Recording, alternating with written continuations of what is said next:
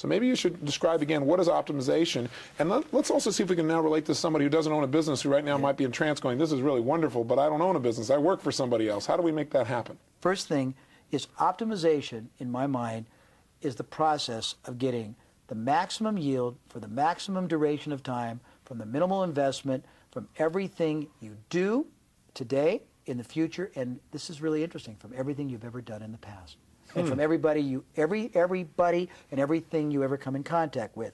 Not just your business, your current and your past employees, your vendors, your current customers, people you don't sell, suppliers, distributive lines, your location you're at, everything. So start with that premise. Here's a quick summary take on my theory. Until and unless you can form a clear and distinct and accurate picture of what your vision for the business has to look like at the end. And I don't mean when you die or when you sell it. I mean when you get to wherever you're trying to go. Right. Until you have that clear and defined and not abstract, not just successful. Precise outcome. Exact, precise outcome. You can't possibly build or fulfill or achieve your dream for that business. And the trick or the secret to building your vision is to master this art of optimization. Optimization is learning how to maximize, not minimize, every asset. And keep in mind, the greatest assets you have in your business are not on the books. They are intangible. We'll get into that in a few minutes. Every contact, every opportunity, every relationship, every distributional channel, every employee, every piece of capital or human capital you have. Most people I have observed minimize instead of optimize. And right now, the business environment demands this. This is why we're seeing companies that are downsizing, that are re-engineering the corporation, saying, let's look at every part of our business and figure out how to do it more efficiently than we've ever done it before. Exactly. Most people don't even identify or recognize all the areas or opportunities or options or pillars, as you say, for optimization that are available to their business, because all they have as a point of reference is what they do in their business, this tunnel versus funnel vision. You can't optimize until you first recognize the assets, the opportunities, and the options available. If you don't know what's possible, you can't be expected to do it. So you got to first of all stop and say, what is possible? How many better and other and additional ways could I be doing something that would work as pillars in my business? So part of why people bring you in is because you tend to see or have multiple ways of looking at something like that based upon your background of working with so many different types of businesses, so many different types of industries. I give it a CAT scan perspective based on a much broadened knowledge base. But people could also, just to be fair, because our outcome in this tape is also to certainly have people to utilize your resources where appropriate, but also for them to realize that if they just start with a belief system, that there are hundreds of other ways to do it, instead of continuing doing over and over again because what they're doing is working at a certain level, just like the ad, or not working, that there are those other ways. If they don't change that mindset, it seems like nothing else really matters. You're getting ahead of me, but that's exactly true. You must learn what strategies allow your business to take best and maximum advantage of the greatest opportunities you have. And again, this is part of this understanding and this acknowledging and awareness of how many other possible ways other people, other businesses outside your industry operate. I call this forming for yourself an optimal success strategy. And you can't forge an optimal success strategy until you first develop, as you said, a different philosophy to operate your whole business and life by. Well, let me clarify something now, though. There are many things in your business which are not, they don't provide the maximum return, and yet all these small little returns. Well, it's an integrated comment. You're right. Okay. It's like Deming said something. It's like certain parts of an enterprise may give their life for others. It's not, you can't be judged out of context. It's an integrated statement. In other words, I've had businesses where we purposely acquired new customers at a loss because we had analyzed the residual or the lifetime value, and we knew that every time we lost, like the Icy Hot example, $5, we really made $500. Right. Every time we gave a free service, we didn't really lose money, we accrued an incredible benefit. So you got to look at it in an integrated, either holistic or totalistic context. Right. Okay. So you got to form an optimal strategy. You can't do that till you develop a whole different philosophy to operate not only your business but your life by, because it forces you to be totally externally focused, totally, I'm going to use the word service or benefit to others focused, and people have to realize that whether it's avaricious or not, the most self-serving thing you can do is to learn to be selfless. Serve others, and no matter what you do to try and serve others and help others. And subordinate totally your own needs. Right. Okay, so you can't forge a better philosophy until you first change, and this is where you're brilliant, your mindset, replacing blocks and impediments and limiting beliefs with empowering ones. Right. Basically, people don't realize you're not playing the game for the moment. Exactly. You're playing it for forever. And when you look at it in that context, see, I've seen these very shallow thinkers think they're really astute because they made a little more profit up front, but they basically totally eliminated the residual effect. And the residual value is where all the wealth in life comes from. And I think the ultimate residual value is the identity that you create in the marketplace. I agree. Because what people know about you and believe about you and what you do for them is what's going to ultimately give you the leverage to do whatever you want to do in your life. And you can't replace identity. You can create a better product or service, but if you have the identity, I mean, you look around, you can walk outside right now, and you can see a Plymouth Laser or a Mitsubishi Eclipse, and you can guess which one sells more, the Mitsubishi Eclipse. Absolutely. The bottom line is they're the exact same car. I know that, but it is. But that does, but and I think they're a joint venture between these two companies, but people think Japanese equals quality, and the quality is because they've consistently added so much value for such a small return. I agree. They've given us so much value that now we think we buy Japanese even when it's American. It's all about identity. So a lot of what you're saying in terms of being selfless is when you give that much value to people's lives, it builds an identity which makes people want to do business, tell other people about business, whether you're the realtor or whether you're icy hot, whoever it is in terms of the business. I want to come back to one thing, and I may have interrupted your flow. If I have, let's come back to it. Let's talk about this in terms of a person who doesn't own a business, because I've talked about this several times, but I don't think we've really addressed it. How does a person build more pillars? How do they optimize? How do they really build a greater sense of certainty for their future by using these same principles? How do we put them in a position either within the company where they have multiple ways of being valuable to the company, so the company's not going to when a company looks to downsize, they're looking at employees and they're looking from the perspective of who's adding the most value. Who can they afford to eliminate? Who can't they? But it's not only who is, who do they see as adding value? Yeah, now we're getting down to what marketing is. So let me ask you two questions. Question one. Finish optimization, but then tell me, what is marketing? Give us your definitions, since this whole topic has been about it. And then secondly, how do we use optimization and marketing if we don't own a business right now to have greater leverage in terms of our sense of certainty about our future? Okay. You want me to finish this? Yeah, go ahead and finish that first. Okay. Where was I? We were talking about increasing or overcoming limiting beliefs, so it's great. All right. You can't adopt a superior mindset until you redefine the purpose and objective of your business from a customer or client benefit perspective. In other words, most people in business, they lost from the beginning. They're a self-fulfilling prophecy. They're mediocre in success and in fulfillment because their purpose is incorrect. It's erroneous. You got to basically set yourself up to understand what is the best and the highest and the most distinctive and the most valuable result or benefit or purpose my service or my company or my value added to that company or service can bring to you, the customer. Until and unless you understand and then redirect and refocus all your company's activities towards that outcome, you aren't going to get exponential. Well, most businesses, again, are tending to focus on how to make a profit versus how do they serve the customer in the greatest possible way and the most profitable way. But it's because they erroneously think that those are separate. They're not. They are absolutely the same function.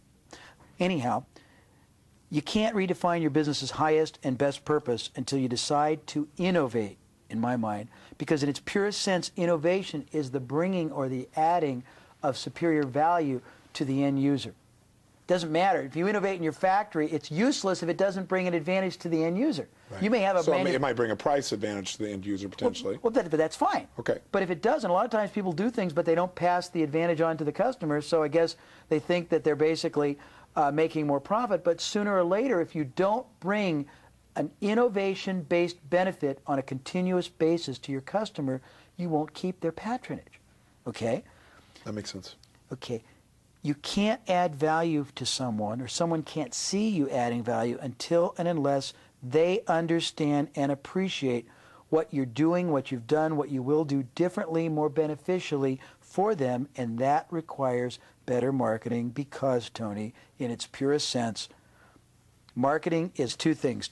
It's the continual educating of a customer or prospect for the life of that customer on the advantages and benefits and self-serving to them results your company or your service brings them that no one else does or can or will. And it's the intelligently formulated process of increasing their demand or desire for your product or service. And finally, it's the strategic process of bringing them to closure and to completed action. So what we're really talking about in marketing is, I like the definition you said, it's a lifelong process with the customer, because that presupposes we're going to have an ongoing relationship. But it's educating them as to what do they get by working with us versus anybody else, and then the process of using that education to increase their desire for our product. Is that it? Well, not their desire, but their appreciation. It's giving them a basis to discriminate in your behalf. Interesting. Very interesting. So let's come back again to the individual now. How does an individual who doesn't own a business optimize or really build a Parthenon, if you will, for their financial life, for their business life, for their career? It's very simple the moment you believe it's simple. All you got to do is put yourself in the position of your employer. Your employer is as scared as you are. Your employer, if it's privately owned, it's a man or woman or a group of investors who have sunk enormous amounts of capital and human capital into it. They are very eager to see that investment continue to pay out. They are hopeful it'll pay out long enough they can retire. They probably are very eager to see it pay out long enough they might even be able to sell it. As soon as you help give them their outcome, they will love you, treasure you, and never want you to leave. How do you do that? By identifying greater, more effective ways they can make their enterprise throw off greater profit. They can get more customers from the action. Just doing the same thing I suggest any business owner do, but do it as a de facto business owner. Identify what they are. First of all, figure out how many other, better, more effective ways you can get customers. You can convert prospect to customers. You can increase the unit of sale. You can increase the frequency of sale. Other things you can do with customers or with prospects who are inactive. When you've identified what those are, go to your employer, and because you'll find once you understand these, they are so much more powerful by and large than anything your company is doing, that the moment or within a few weeks or months of implementing them, they bring such advantage to your business that you don't want to necessarily reveal them to your employer until you effect the right structure. You go to your employer. And I assume that means economic structure for your added value. That's right. And I'm giving you both sides of the transaction in this interview. Great. You go to your employer, you make them a very simple proposition. You ask them if on your own time you are able to identify, to organize, to implement in the most conservative manner so it's no threat to the company. No risk. No risk to the company.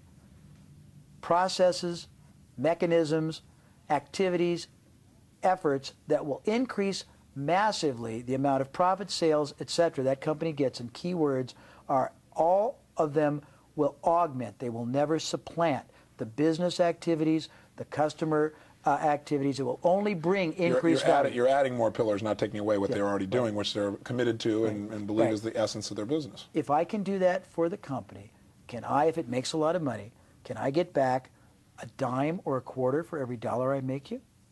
And if that's too rich, can I get back a nickel or a dime? And if that's too rich, can I get back an extra $5,000 every time I make the company X for as long, this is the key, for as long as it keeps working? Huh? And would you mind putting it in a simple letter for me, sir? Or ma'am, as the case may be? So all about adding value. And again, if you're doing that continuously, and even if you, in some cases, some people might choose not to ask for compensation, but just add the value so that they become invaluable to the company. But that's only one, yes, that's why I'm going to get a little sexier with it, if I may. When you do it right. Please do, Jay. You are so sexy. What can I say? It's a pretty interesting concept. You beast, you. No, it's a pretty interesting concept, because the basic premise is presuming and assuming you're going to bring things in. But that's only, think of it as a dual valve, because you can export things too. Most companies, if you look at any business, we talk about processes, almost every business has at least one in multiple aspects of it where their processes are more effective, more powerful, more profitable, more efficient, more productive than anything else in their industry or in similar industries. Cases in point. Certain companies have got their manufacturing structure down where they get greater efficiency per hour or per manpower or per 100 square feet. They get less wastage. They've got greater ways to do things. They have greater tax advantages. You can take those techniques that are being used internally and you can license or sell or rent those to other people outside of your... Give us an example. Well, I'll give you two examples. I had a car wash one time. The guy came to me to try to improve his sales. In looking at his operations, I realized that his process of getting people to take the hot wax and all the other options was about 3 times better than almost any other car wash in the country. And I said, why don't you sell that technique to other people? And he reluctantly tried, and he ended up getting 1,000 car wash facilities to pay him, I think it was like $100 a month, to use his way of articulating the option of the wax, so that like 3 times as many people took the wax option. That was all profitable. I had a realtor one time she was a very hot realtor who sold 3 offices to a big like Coldwell Banker or Remax or Century 21, and she was great at listing. She was great at listing. And she was sitting on her thumbs trying to figure something to do after she sold her business, and I got her to take the techniques she used to list and teach other people outside of the, the first one she did, she made $60,000 in 3 days teaching people at $1,000. You want more? I mean, but so the point is, within your company, if you look at the way your company operates, chances are every company, they've never thought about this because it's just the way they do business.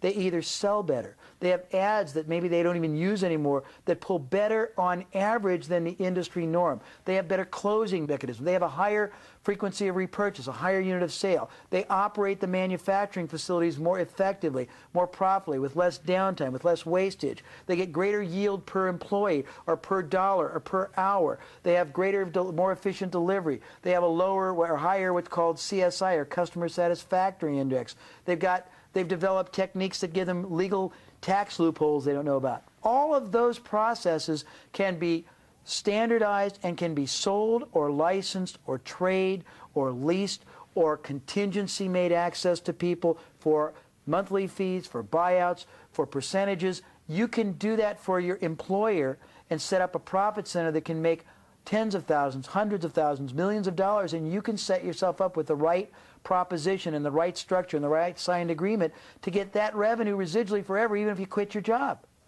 Does that make sense? It makes total sense. I mean, that's just one way, but there's tons of ways you can, and you don't have to do it there. You can do it also for other people. You can buy and sell concepts. You can be a brokerage firm. I mean, so the idea is, how many more ways can you make? And by the way, I'm talking predominantly in a money making. I'm just giving the one aspect of your company. There's a flip side. How many ways can you get your company more efficient? Because their idea of downsizing is very limited. Most entrepreneurs don't have the slightest understanding of all kinds of ways to reduce their costs, to improve their productivity. And I was just talking in the first segment of this interview about ways to increase sales.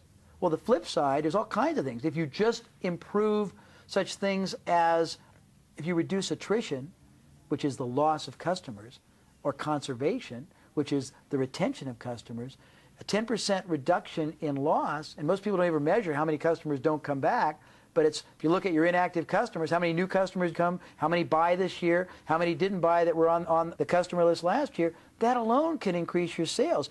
All you do is look at other ways you can bring your employer improvements, efficiencies, reductions that they wouldn't have done on their own, and you can ask for percentages of savings, of increased productivity. You can ask for bonuses. You can ask for that residually and not tie it to your job. And with a few simple phrases uttered on paper and signed, they can downsize you and terminate you, and you can still get a residual check for life. And what I've done with a lot of people when they did that was teach them to go to the employer and get a buyout. Interesting. Oh, that's a great So they get a lump sum. Oh, that's wonderful. So in other words, which they can maybe start a new business with. That's right. Or get the employer to fund things for them, or give them space, or give them capital, or joint venture with them. It's all kinds of things you can do. It just takes the ability to, what the Australians coined it, step outside the box, move outside your paradigm. Maybe a good example of that I remember being shared with me was an example where I think you were talking to someone about the customers they weren't getting. They'd run some advertisement and people had not bought their product or service, and you turned around and said, well, that's a great opportunity. If they've not bought, they're not necessarily going to buy from you, but they're going to buy from somebody. Why not sell that to your competitors? You're even figuring out how to maximize or optimize the people that don't buy from you. Let's talk about that and relate that to, if you would, thinking outside the box, so to speak. Well, let's talk about upside leverage and optimization for a minute. People are limiting even if you understand what you think I said, you tend to think about it only in the context of your business. Think about it in the global expanse, that there's all these people who don't have a clue what they're doing, business owners, competitors, if you will, complementary people and competitors who are spending enormous amounts of human capital and money bringing in prospects, bringing in customers, and you are too. So I believe that one of the greatest areas of opportunity and optimization and profit is in the people. People don't sell. I did a seminar one time, made $200,000 on this. I was selling a training program to put people into a certain kind of business. I went through Entrepreneur Magazine and saw 2 or 3 other people who had a similar training program. I went to them and asked them if they would let me furnish them with a letter they would send to their existing people who paid to go to their training. They refused, both of them. I said, fine. You have prospects who inquired and didn't convert? They said, sure, we got tons of them. I said, great. Will you sign a letter to them saying, in essence, this: we were gratified when you inquired. We were saddened you didn't take advantage of our training, but we realized there must have been one of a few reasons. Either the timing wasn't right, it was too expensive, or the opportunity didn't work for your skill set. If you're still wanting to go in business for yourself, there's only one other person we think might help you, and they recommended me. And I made $200,000 by getting them, because I said those people didn't respond because they weren't interested in going in business. You either didn't have the right compelling offer, you didn't make the right proposition, your concept was wrong, your approach was wrong, your people were wrong. But they raised their hand for a reason. Right. I can give you more, but does that help you? Yes, it does. So that's part of thinking outside the 9 dots. What makes you think the way you do, Jay? I mean, what is it in your background? Tell us a little bit, how do you become the marketing guru, per se? Where do you get this thought process that you have? I mean, now I understand you've had so many exposures to so many different businesses, but where did it start? I'd really be curious. Well, it started very accidentally. I said to you earlier, I had a background being an absolute business transit. I've done so many unrelated things in my life. For example, I was a cost accountant. I sold electric shavers. I leased trucks for Hertz. I sold radio advertising. I ran and sold dry cleaning, uniform rental, and I bet you don't know what dust control is, do you? No, I don't. So where in the Midwest, you rent mats and mops to wipe people's feet in businesses so they don't traipse it over there. It's a very lucrative business. We did uniform rental. I was in the suede cleaning. I was in the 8-track stereo tape duplication business. I was in the real estate business. I was in the affinity travel business. I was in the association business. I was in the patent medicine business. I was in the chemical business. I can go on and on. These were jobs? Some of them were jobs, some were part-time, some were joint ventures. I said I had 2 kids when I was 20, and I have no college education, and I had to basically use my ingenuity and my agility. And sometimes one time I had 3 full-time jobs. No one knew it. They were all selling, and I made big profits at all of them. Because I always learned to deal with results, not time.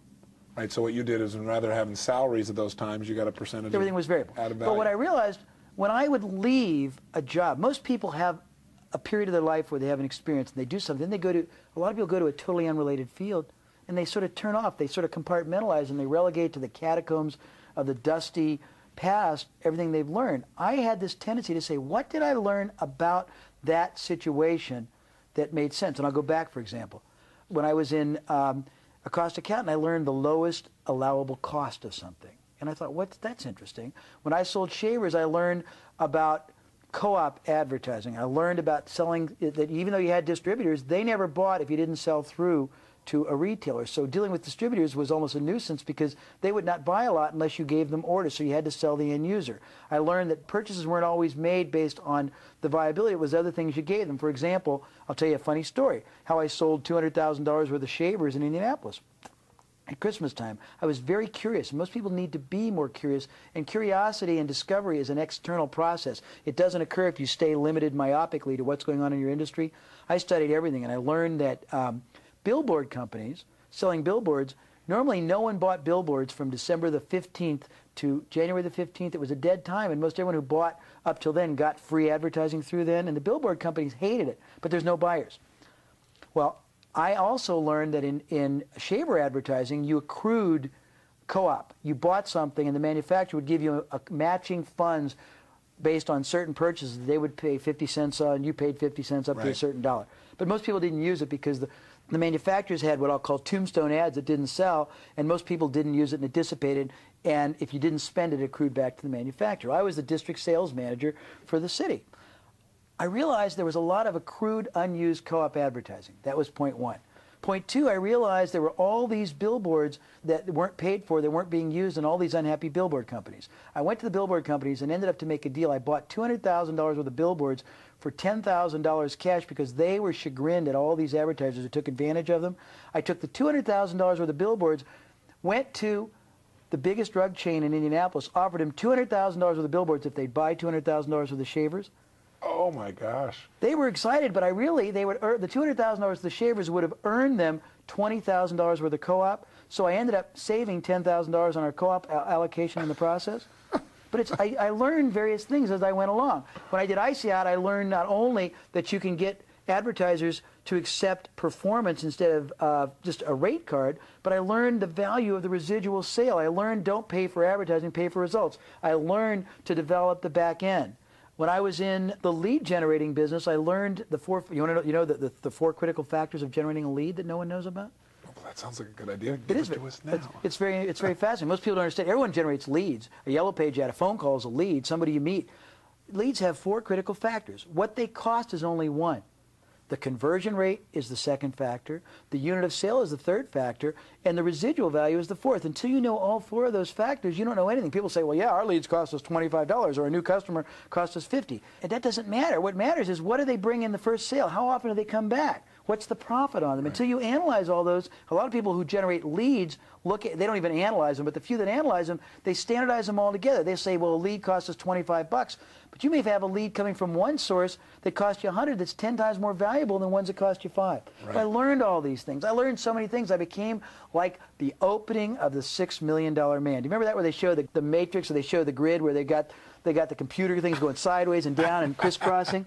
That's what your brain looks like. Well, it is. When I look at something, it's gotten to be automatic pilot. In the beginning, I disciplined myself to say, how many better ways, how many other ways? What have I learned from other people that could be applied? That's what I did. I did that consciously. Now, automatically, I look at it and it's a... You have so many circuits you've already wired up for yourself. And every time I work with another group, because you add to the references and distinctions. Well, because I change. I do something no one else does. I don't conduct my programs. I make the participants conduct the programs, and as such, I learn as I'm teaching. And all that's stored away. And every time I learn a new way, I learn how somebody else uses my techniques. I learn techniques I have, and I just file them away. And then I standardize them and categorize them now under the distinctions of these 3 ways to grow a business, or the other categories, and it just sort of becomes natural. But it's not as complex. It can be taught very easily, as attested to the hundreds or thousands of people that have been able to successfully use it. Well, part of it, I know you're a Powertalk listener as well, and one of the most popular ones we've had is the power of questions. And really, thinking is nothing but the process of asking and answering questions. And you've asked questions that have helped you to take all these experiences, these references, and turn them into active, usable technology, distinctions, things that can improve the quality of life. So I know you've often said that in business, people rarely, I don't think you say rarely, I think you say people just don't ask the right questions. What are the right questions we need to ask ourselves consistently in our business? Well, okay, about your business. Where is your business coming from? Most people have never analyzed the origin of their business. And it's a two-pronged question. Where new people are coming from and where repeat business is coming from, because this is trite, but the 80-20 rule is probably true. Probably 20% of your customers are bringing you 80% of your business, but you're not treating them special in 2 ways: acknowledgement or offering them more. If you know that one kind of a customer has a tendency to buy more often and higher tickets, you can program them to even more purchases. You can offer them products and services that not normally would be offered because they're too expensive to stock or produce.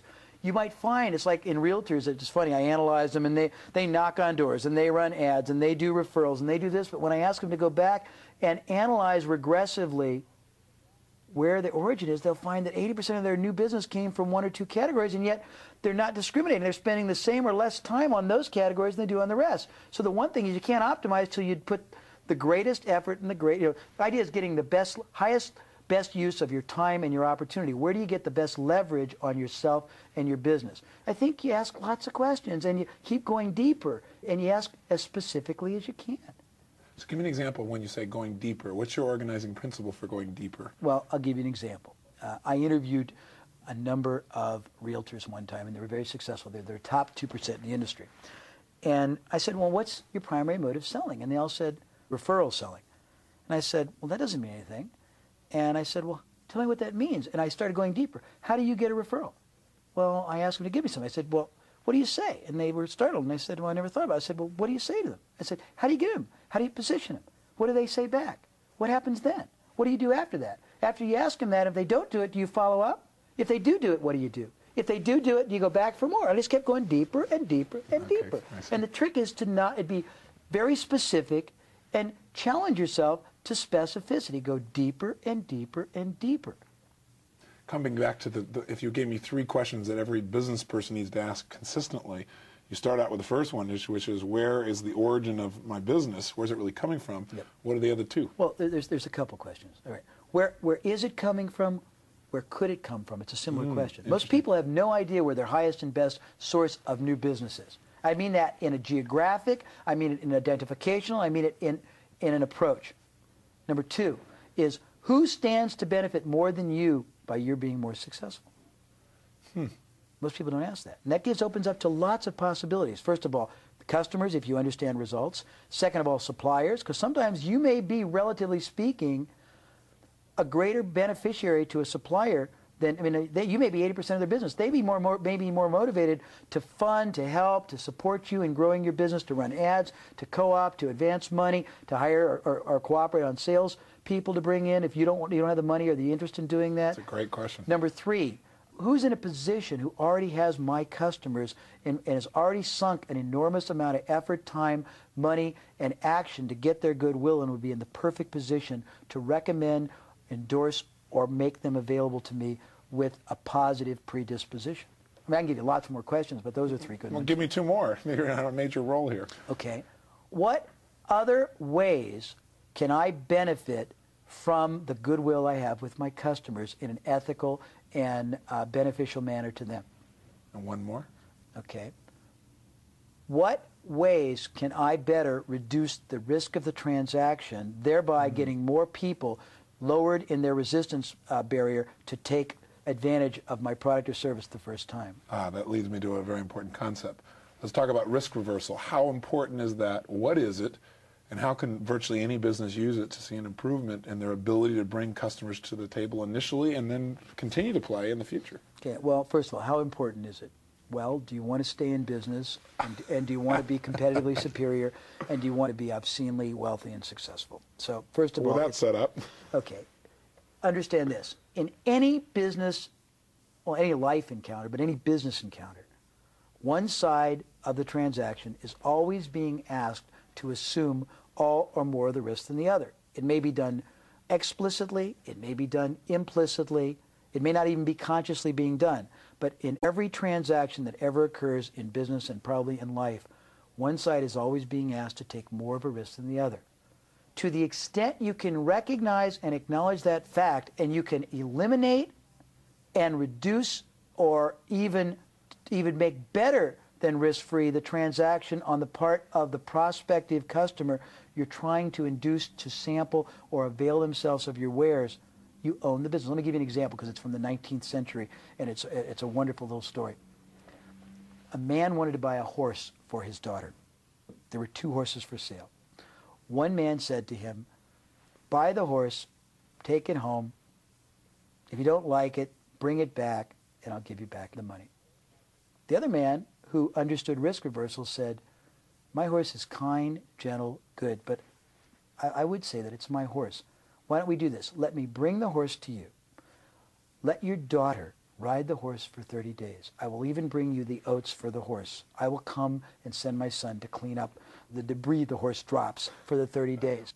At the end of that time, you decide whether the horse is suitable for your daughter. If it is, I will come then and ask to be paid. If it is not, I will come then and take it away from you at my cost. Now, which would you buy? No question. Well, I mean, that's a little bit graphically maybe strained, but that's the essence. Whenever you can doubt, here's the irony. Every business really guarantees the transaction by and large, because if there's a problem, they either make good on it, or they give the money back, or they give a replacement, but they sweep it under the carpet. I teach people to bring it to the top. Make it a condition. Make it a powerful, very specific aspect of the selling transaction, and not in the way of saying satisfaction guaranteed. That's like saying service, quality, dependability. I believe you denominate very specifically, you would call future pacing the outcome one should expect. You give somebody a matrix or a discriminator to impose on what their benefit, what their result should be. You tell them, look, Mr. Robbins, if this service doesn't make you 20% more effective, it doesn't reduce your this by 15%, if you don't sleep the happiest night you've ever slept, if you aren't more robust and healthy, if you aren't this, if you aren't that at the end of 30 days, and this is a trick, but it's an ethical trick, you have every right, if you like, to ask for your money back. Interesting. And it's a very powerful way. I believe in giving a better than risk-free proposition than most of my transactions. Basically, I want to make it so, remember I told you about the coin where if you send it back, you get to keep, I didn't say you get to keep the $100 worth of information, but you also get a $2 profit? Right. I want someone to be benefited so that at very worst, they come out advantaged for having at least taken a risk. They come out protected, advantaged, ahead of the game. And what is your belief that guides that process? What's your belief about people and what they really need in that situation? Well, I believe two things. That there's two kinds of people in business. Well, three. The people who actually render an incredible service and know it but don't tell it. There are people who actually render a great service and don't know it and don't tell it. And there are people who don't render a very good service or product. The latter, you can't do much with. They're not going to endure because the market will find them out no matter what. Right. And a risk reversal or guarantee is only going to help them the first time. In the repurchase cycle of life, they're going to get found out and they're going to fall out. Because they're not adding enough value. Okay.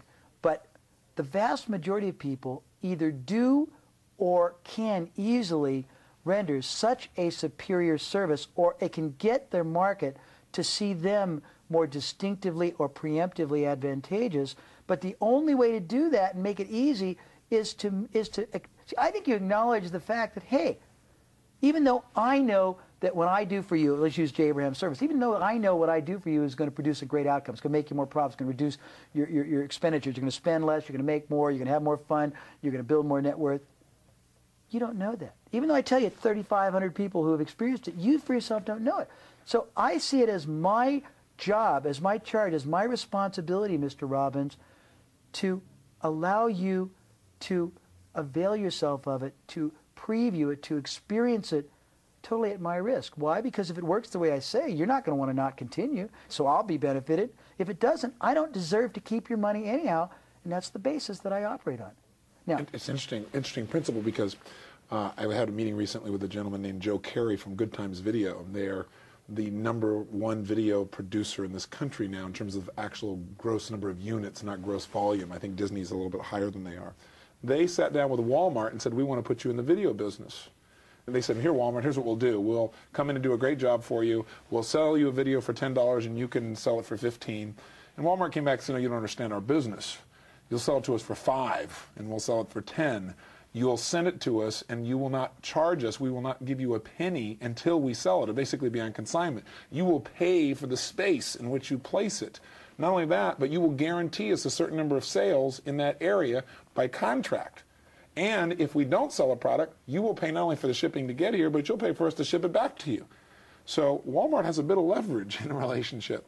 Now, when they first saw this, but they also know that they're going to sell a lot of units for people. Because they're, whatever the number of people it is that go through a Walmart store, it's an insane number. And actually, I think he told me it was 60 million in a period of time. But anyway, the point of the matter is, he came away and said, that's insane. We can't do that. There's no way to do that. This is, we can't be profitable. It can't happen. But he kept thinking about those 70 million or whatever the actual number is that go through a Walmart store every day. And he said, I could have trash in the front seat there, and we're going to sell it if you've got 70 million people walking by it. So he began to think about this, and he came back, and again, I don't remember the accurate number, but he represented to me that they went ahead and said, we're going to meet you on all these different levels, and we're going to do more than that. We're going to put a space, since we're paying for the space, we want to design it, because this is our expertise. We want to be able to come straight here and put it, not go through one of your buyers, but design how people are going to see these videotapes, when they're going to be there. We want to restock them directly. Anyway, the long and the short of it is, it cost them something like $10 or $12 million the first year, and they made no money. The second year, I think it cost them $7 or $8 million. This last year, which I think is their 6th or 7th year in relationship there, they made $500 million in business with a 25% net. And Walmart, not only have they served Walmart so well, and they have the information technology, the POS technology, to know the minute a videotape is sold. They know what videotape it was, what store, the minute it occurs, so they can keep track of what's most popular and replace it immediately. But they serve Walmart so well that Walmart has given them all their CD-ROM business for the future. And Microsoft said they wouldn't. They wrote a letter to, I had a chance to sit down with Bob Walton, who's the son who's taken over Walmart. And they sent him a letter saying, we're not going to work through this Good Times video with our CD-ROM business. And they sent a letter back saying, well, you think we're crazy, but a lot of people thought Sam Walton was crazy also. These people know how to serve us, and if you want to do business with us in all of our stores, you have to go through them. So they have wrapped up that business by serving their customer. By doing, in essence, they were told what the risk reversal had to be. But they took it on, and they were willing to take what seemed like a loss in the short term because of the same principle you talked about. The back end for them is hundreds of millions of dollars. Ask yourself this question. I'm going to get back because it's great. It ties everything together. You have choices of buying a product or service from 5 vendors. 4 of them basically don't even mention guarantee or are very nebulous. One of them not only mentions it, but insists that be a condition of doing business, insists you put them through the paces, insists that the only way they sell to you, helps you determine what your expectation minimally should be for you to be satisfied and get value. Which are you going to buy from? Now, people say, it's terrifying, I'm going to lose all my business if I do that. Well, because you can test anything small, and we'll talk about this in a minute, okay, and you can find out the answer and the risk or the opportunity on anything. It's very easy to test a risk reversal and never be compromised. You try it 2 or 3 or 4 times. You see how it increases. Remember you talked about baseline and variance, how it increases your baseline figures, your sales, your closures. Then you wait until the duration of time for the guarantee to expire and see what your incidence of refunds are or requests. But more importantly, the easiest way to do it is ask yourself this question. Does your product perform at the level you would promise? Most of them do.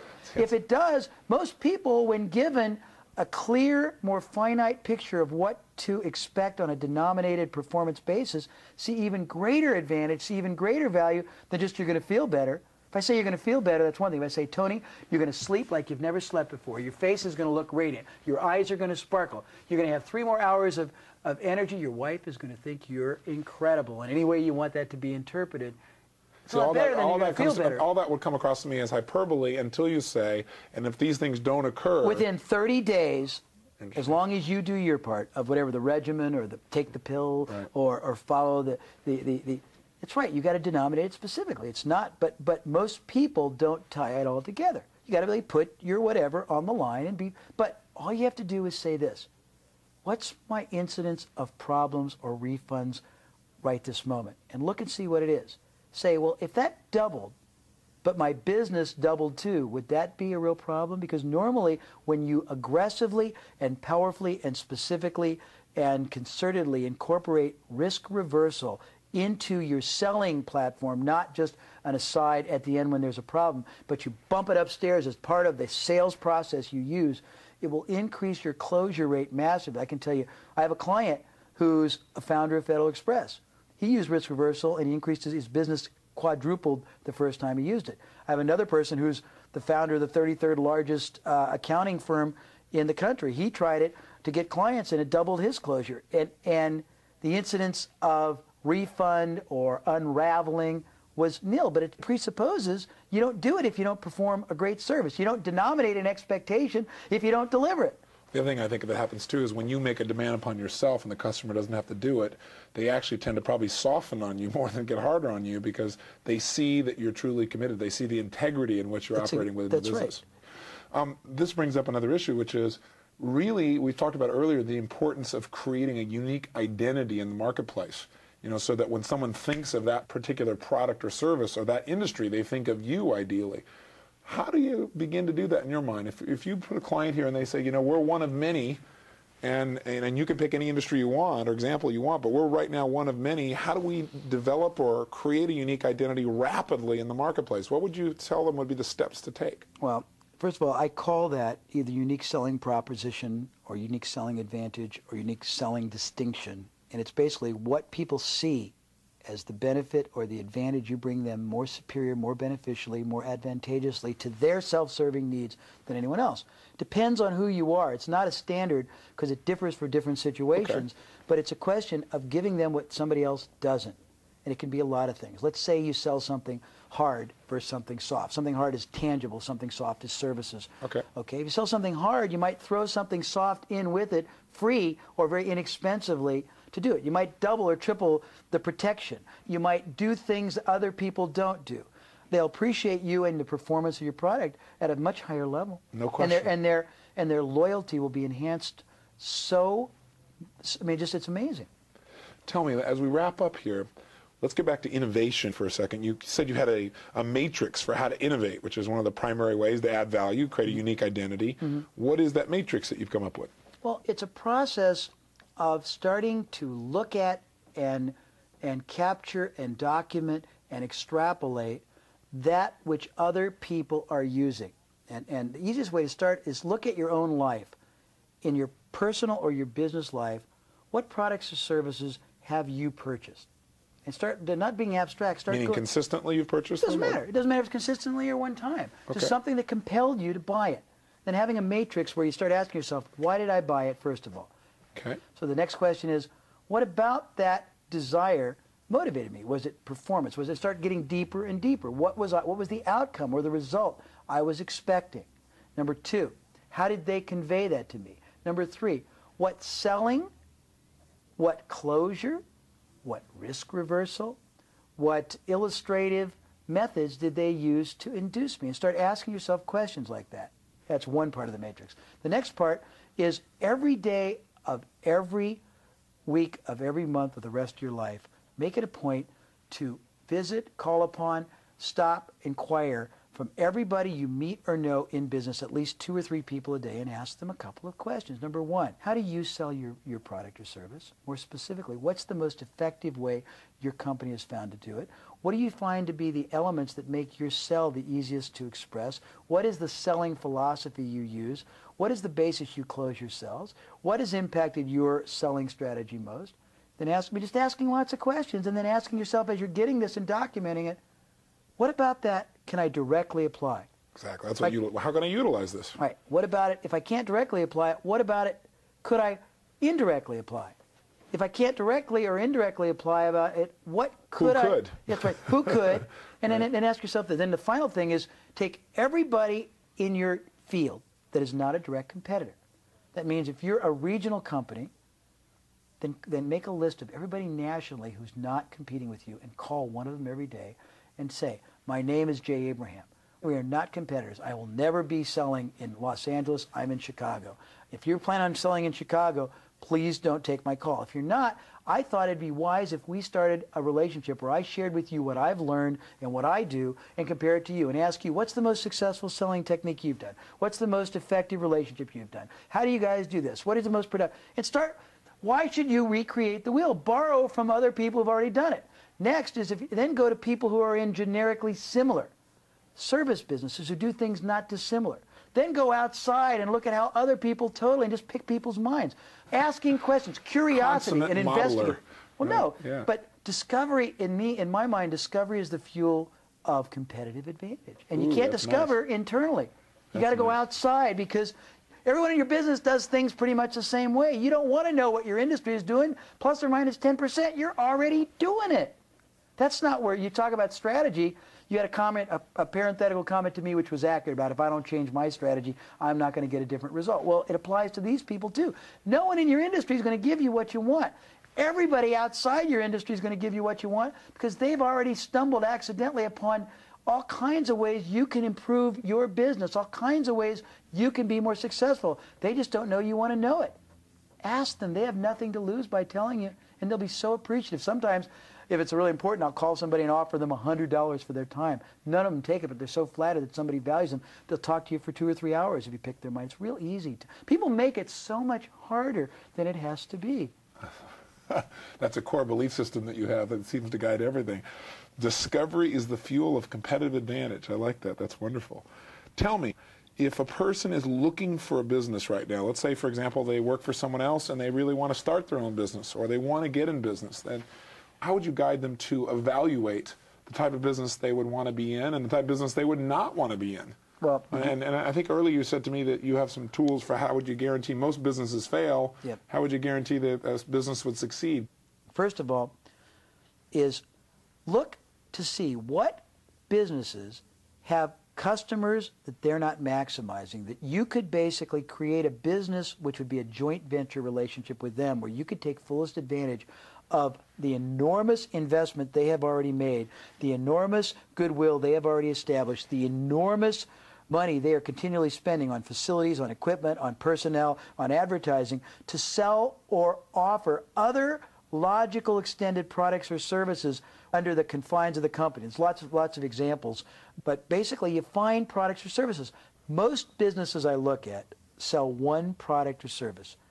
All they think of themselves in the context of, I sell this product, when in fact the very acquisition of that product means that a customer has to have pre-done one thing and then post do something else to make usually that product work. It integrates with other products or services. Okay. All you got to do is say, what are the other products or services before and after they buy yours that they need or want? Find a way to make an association with somebody else who represents that. Come together with a company who sells one, do a joint venture with them, and you can make more money.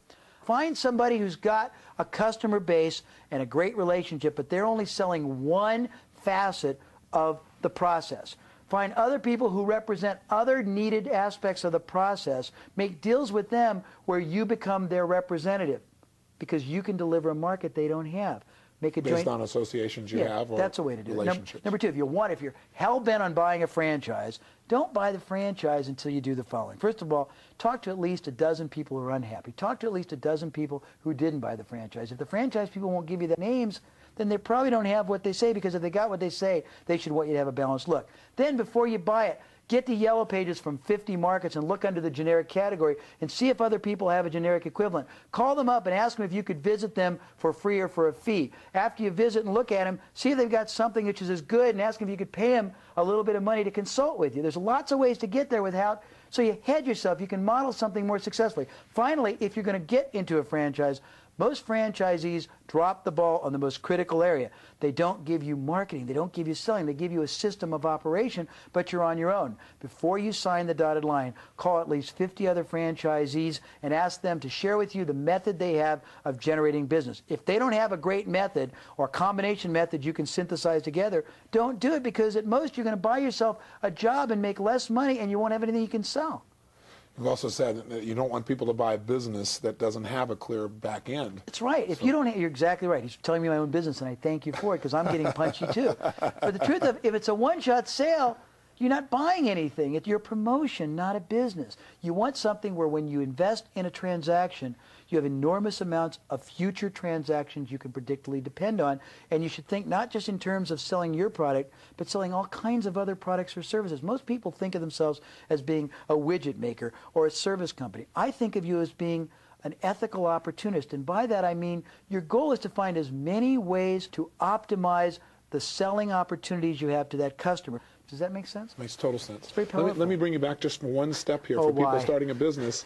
What are the questions, because everybody can answer a question, that you would be asking entering a business to be able to create such a business as you've described? In other words, if I want to find a business, I want to find that need you're describing that I can fulfill. Okay, ask yourself this question. In a joint venture type of situation. Ask yourself this question. If you're looking for a system, a company that basically has a selling system that works but isn't begun to be optimized. Right. You're looking for a company that has enormous goodwill with customers that on their own, accidentally and automatically, are repurchasing over and over again but aren't being programmed. You're looking for a company that has at least one and hopefully multiple sources of revenue and that could easily adapt to multiple pillars that we're talking about. Okay, first thing I would do is, with permission, I would analyze the marginal net worth characteristics of the business. I would learn what's a customer worth. What predictably will they be worth? And then I'd ask myself this question. And you got to learn, and I didn't really give you a great education in this, but predictably, how many more ways can I extend the life of the customer? Because that's the surest way you've got to hedge. If you can't extend the life of the customer up and out, by that I mean for more money and more transactions ethically and more times, then it's very dangerous. If you can do that, then you almost are certain that it's a good investment. How do you answer that question in a way that's measurable or quantifiable? Is there a way? Do you have a system? Yeah, there is. First of all, you got to shop the business yourself. You got to ask permission in confidence, I guess, if they're the slightest bit apprehensive, with the warrant that you'll give them a release or a confidentiality statement, to call and talk to some of the customers as if you were a representative of the company. You got to find out for yourself firsthand, not through conjecture, what the goodwill is, what the loyalty is, what they see as the benefit, how much more leverage you've got in them by asking trial balloon questions, so you can see how many more products or services or programming you can do with that customer, or whether their product or service are programmed out, or whether they're loyal or disloyal. And it's a process you've got to go with. It's a laborious. Most people are too eager to spend their money and commit their fate and their destiny to a business they don't know enough about, and as a result, that's why 2/3 of them are going to fail. That's right. Interesting. So to answer the question directly, then, the way that you make a 90% success ratio is you fully analyze and understand how to move the customer. Non-emotionally. Non-emotionally. I got it. Boy, that was pretty forceful. Well, because I was thinking, most people make all their decisions from their heart. They have this vision of basically being a business owner. They have this decision of being happy. They have this decision of making money. And what they end up doing is creating a crumbling edifice that they can't even sell, and they have to run it, and it ends up it consumes them. It's horrible. When they end up actually working harder than they ever did at a job for less money very often, or going their into life debt in the savings process. are compromised. Right. See, exactly. I have a philosophy on all businesses, which I want to make sure I can share with you, because it's really important. Why don't you give it to us now? Whether J. Abraham ever comes in your life or not, you're the one who's consciously made the decision to invest your whole life, perhaps, the fate of your family, the fate of all kinds of other families who are dependent directly or indirectly on you. You're the one who's got your house maybe mortgaged. You're the one who's got to get up every Monday morning and be in there to open the door. You're the one that has to make payroll, clear the bank. You're the one that's got your name on the line for the real estate. You owe it to yourself to do a couple of things. One, get the greatest yield out of everything you do. Two, get the greatest joy out of every hour you spend. Three, give the greatest value you can not only render, but that can be perceived, so you've got the greatest vehicle you're building, so it can give you the greatest benefit you and it deserves. That's all. You make owning a business sound, by contrast, not like something I would want to run out and do, even though I'm currently involved in it. What is the victory? What is the joy? What is the reward that owning your own business gives you? And why, and this seems like an inane question after all this discussion, but I'd like to hear you articulate it, why master marketing? Well, first of all, whatever business you're in, you got to realize two things. You're not selling a business, you're selling a result, you're selling a benefit. Whether you like it or not, you're a sales and marketing company first and foremost. You are currently selling and marketing, whether you do it passively, whether you do it reactively, whether you don't do it. That's what your marketing form, that your current preferred way of marketing may be no marketing, but you are a marketing company. So you got to realize the greatest leverage you've got left in business is the following. I mean, no one's got any great competitive advantage. You can't buy that much cheaper. You can maybe put a second shift on. You can buy a piece of equipment, but by and large, there's no tax advantages. There's no great operational or managerial advantages you've got that give you high leverage. Marketing is the only way you've got available that can give you exponential leverage. Basically, most big corporations, big public corporations, they're tickled if they get a 20 or 25% ROI every year. Marketing can give you hundreds easily, thousands realistically, tens of thousands frequently of leverage on everything you do. Marketing is the vehicle that gives you distinction. Today in business, the system and business is trying to force everyone to accept being relegated to becoming a commodity. I submit to you, you don't have to succumb. You have the right to become a distinctive, preemptive, proprietary. You can only do that by being a supreme and a master marketer and an agile-minded innovator. Wonderful. Well, tell me something. Why do you do what you do? I tend to end these interviews by asking people how they want to be remembered. I think you're going to be around a while, so I don't know if I can ask you that question. You got some spunk in you. But I'd like to know, why do you do what you do, and how do you want people to think about you or feel about you long term and what you've contributed? The greatest acknowledgement I get is to watch people start smiling, to watch people become happy, to watch people change the way they look at their business, to watch people see their business as a vehicle they can make friends and impact others. That's one reason. Second self-servingly. I learn so much from others. I grow exponentially every time I help people because I don't tell, I ask. I learn, so it's a combination. I believe the moment I stop growing, I regress and I atrophy, and I don't want to do that. I want to keep growing, and I can't grow if I don't keep helping, because when I help, I do it Socratically, and you only learn when you ask questions. That's pretty much it. Well, Jay, I appreciate the time we spent together. We certainly spent more time than we thought originally, and I think you've given people a tremendous number of distinctions or answers, but hopefully what you've done is sparked within them even more questions, because as you've said, that's the way we're really going to learn, grow, and expand. And I appreciate it. If people have questions about how to reach you and avail themselves of your services, can you give me a phone number or a way for them to contact you? Sure. They can call my office in Los Angeles. The number is 1-800-635-6298. Fantastic. Thank you very much, Tony. Thank you. I've had a wonderful time with you, and I'm looking forward to hearing many stories from people who utilize what they've heard on this tape to make quantum leaps, exponential leaps in the quality of what they do for people and for themselves simultaneously. That would please me too, Tony. Thank you very much.